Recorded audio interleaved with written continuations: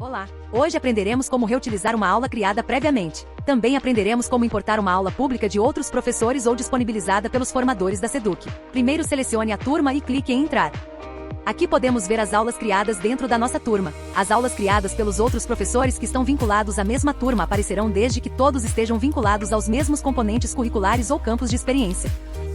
Para reutilizar uma aula criada por você, clique em Nova Aula e Reutilizar a aula. Este recurso de reutilização de aula será um banco de aulas criadas por você como professor na Conecta Seduc. Eu posso localizar as minhas aulas pelo título, componente curricular ou ano letivo. Para reutilizar, clique na aula desejada. Se preferir, você pode realizar qualquer alteração na aula, complementar o conteúdo ou inserir materiais para apoio. Caso deseje, clique em Agendar aula para inserir uma data futura ou retroativa. Prontinho! Aí basta agendar ou salvar a aula para o dia. Agora vamos aprender como importamos uma aula criada pelos formadores da Seduc.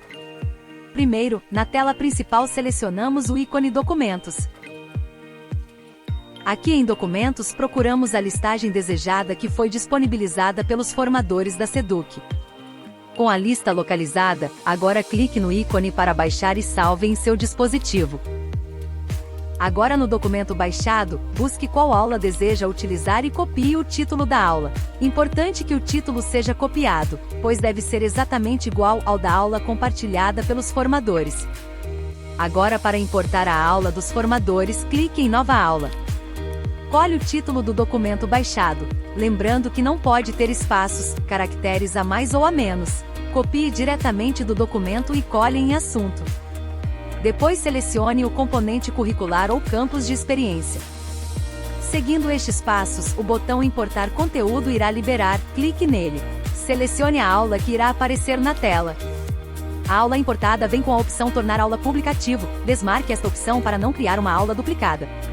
Feito isto, basta salvar a aula para o dia ou agendar para uma data futura. Mas atenção, quando você for criar uma aula, não utilize a mesma nomenclatura que os formadores usam para nomear as aulas criadas por eles. Você deverá nomear a sua aula utilizando o nome da temática ou assunto principal.